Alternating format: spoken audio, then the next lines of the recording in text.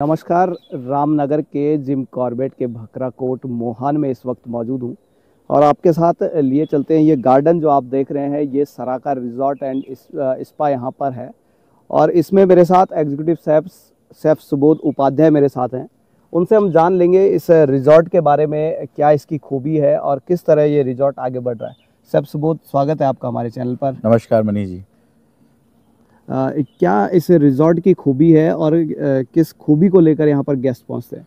देखिए, ये रिजॉर्ट ना अपने आप में एडवेंचरस है। अगर आप देखेंगे तो ये पूरी तरफ से जो इसकी सराउंडिंग है ना, कॉर्बेट नेशनल पार्क के बीच में ये है और चारों तरफ इसके साल के बड़े बड़े पेड़, एक बार आप कैमरा अगर घुमाएंगे ना तो साल के बड़े बड़े पेड़ हैं। और जब आप मोहान से जिम कॉर्बेट आते हैं तो अपने तरह की इकलौती ऐसी बुटीक होटल है, ऐसा कोई दूसरा रिजॉर्ट आपको इस जिम कॉर्बेट में मिलेगा नहीं।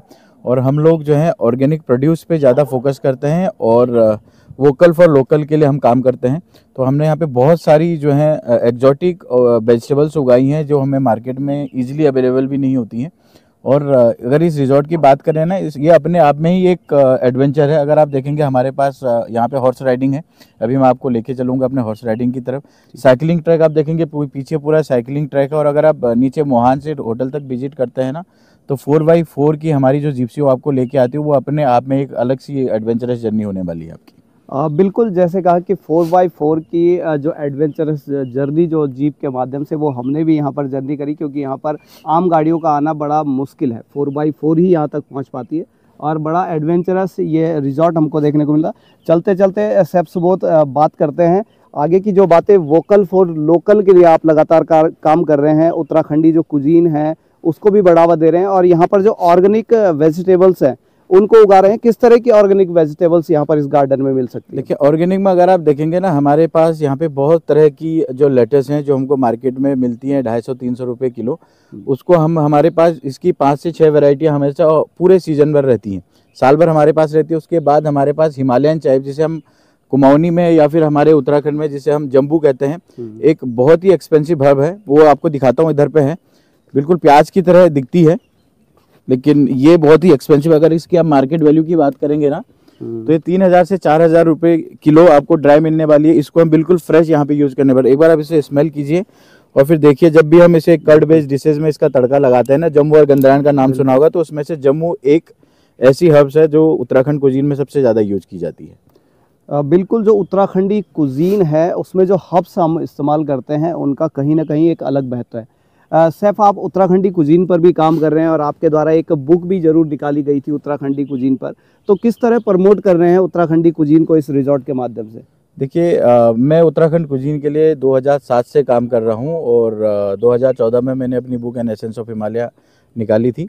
और उसके बाद जब मैं, तब तक तो मैं बाहर के प्रदेशों में काम करता था। जब मैं उत्तराखंड आया और सराका रिजॉर्ट एंड स्पा को मैंने 2021 में ज्वाइन किया, उसके बाद से लगातार हम ना एक नई तरीके से हम लोग उत्तराखंड कुजीन को प्रमोट कर रहे हैं। सबसे पहले तो हमारे पास उत्तराखंडी थाली है जिसमें हम लोग कुमाऊनी जो खाना है उसको हम बिल्कुल यहाँ के ट्रेडिशनल वे में सर्व करते हैं। और साथ ही हम लोग गेस्टों के साथ में कुकिंग शो जो होते हैं वो करते हैं। गेस्टों के लिए कुकिंग एक्टिविटीज़ हमने रखी हैं जिसमें हम कुमाऊनी खाना उनको इंट्रोड्यूस करते हैं और वो लोग टेस्ट करते हैं और उनके बेनिफिट्स और इनके बारे में हम गेस्टों को बताते हैं।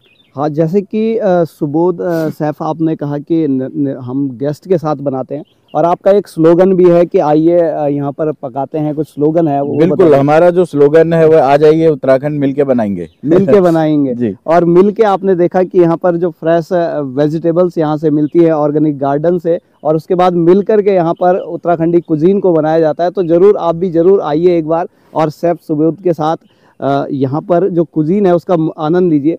शेफ, अपने बारे में थोड़ा सा और बता दीजिए कि आप इससे पहले कहाँ पर थे, किन किन जगह में आपने काम किया है? बिल्कुल, मैंने जो है अपना होटल मैनेजमेंट का जो करियर शुरू किया, सबसे पहले देहरादून से हम लोगों ने अपनी डिग्री ली। उसके बाद में मैं ताज के बहुत सारे होटलों में मैंने काम किया। ताज के साथ रहा, मैरियट के साथ रहा, आनंद इन द हिमालयस के साथ मैंने काम किया और उसके बाद में सराका रिजॉर्ट एंड स्पा में फाइनली बैक टू होम हो गया। और जैसे कि आपने देखा कि बड़ी बड़ी प्रॉपर्टी, ताज जैसी प्रॉपर्टी में आपने काम किया और उसके बाद आकर के अपने देवभूमि उत्तराखंड में सेवा दे रहे हैं, तो क्या महत्व है इसका? देखिए, ऐसा लगता है ना कि जब हम लोग यहाँ से छोड़ के बाहर के प्रदेशों में गए और जब वहाँ की कुजीन को हमने देखा, उनकी जितनी पॉपुलैरिटी थी उतने हमारे उत्तराखंड खाने की पॉपुलैरिटी थी नहीं। जैसा कि मैंने पहले भी बताया कि 2007 से मैं इस पे काम कर रहा हूँ, जब मैं अपने कॉलेज के दिनों में थे। बिल्कुल। और उसके बाद से लगातार मेरे मन में ये रहता था कि कैसे हम बेंगलोर में रह के, कैसे दिल्ली में रह के हम लोग उत्तराखंड के खाने को प्रमोट करें। तो उसके लिए हमको अपनी जड़ों से जुड़ना जरूरी था, जहाँ से हम वहाँ की ऑथेंटिक वाइब्स को ले सकते थे, वहाँ के ऑथेंटिक इंग्रेडिएंट्स को ले सकते थे, और उसके बाद ही हम इसको प्रमोट कर सकते थे। और 2015 में हम लोगों ने उत्तराखंड फूड फेस्टिवल की शुरुआत करी उत्तराखंड टूरिज्म के साथ में, और 2018 में मैंने राष्ट्रपति भवन में उत्तराखंड फूड का डेमो भी दिया है। बहुत सुंदर आपने डेमो दिया था वहाँ पर, उस दौरान हमने भी वो डेमो देखा था। तो कहीं ना कहीं अपनी मातृभूमि के लिए और अपनी माटी के लिए काम करने के लिए जो जज्बा है वो अपने को खींच कर लाता है, और शेफ सुबोध उसका एक आइडल है। और हमें भी आने वाले समय में उत्तराखंड को सरसब्ज करने के लिए और उत्तराखंड को आगे बढ़ाने के लिए इस तरह की एक्टिविटियाँ, जो हमारा एक्सपीरियंस बाहर के प्रदेशों में है, उसको हम उत्तराखंड में कहीं ना कहीं लगाएंगे तो हमारे लिए और उत्तराखंड के भविष्य के लिए बहुत बेहतर होगा सुबोध। क्योंकि आप भी जानते हैं कि लगातार आप आए हैं, तो हमारे चैनल के माध्यम से कोई संदेश आप देना चाहेंगे अंत में? देखिए, मैं कहना चाहूँगा कि उत्तराखंड में टैलेंट की कमी नहीं है, और हम लोग करना भी चाहते हैं, लेकिन हम लोगों को जो है रिसोर्सेज जो है मिल नहीं पाते हैं। तो हम लोगों को रिसोर्सेज खुद बनाने पड़ेंगे, अपना रास्ता हमको खुद बनाना पड़ेगा। और जब हम अपना रास्ता बनाएंगे ना, तो आपके पीछे पीछे जो है लाइन लगती चली जाएगी, और आप लोग एक दिन जो है ज़रूर अपने उस मुकाम को पूरा करेंगे। जैसे कि शेफ सुबोध ने कहा कि हमें अपने मुकाम को खुद बनाना होगा, और निरंतर ये प्रयास करना होगा कि हमें किस तरह से अपने उत्तराखंड को आगे बढ़ाना है। अपने उत्तराखंड के लिए बहुत कुछ हम कर सकते हैं, यहाँ पर बहुत सारी चीज़ें यहाँ पर उपलब्ध हैं। तो लगातार आपके साथ बने रहेंगे इस तरह की वीडियो को लेकर के। अभी के लिए धन्यवाद। अपने क्षेत्र की खबर के लिए चैनल को सब्सक्राइब करें, बेल आइकन दबाएं, सबसे पहले खबर को पाने के लिए।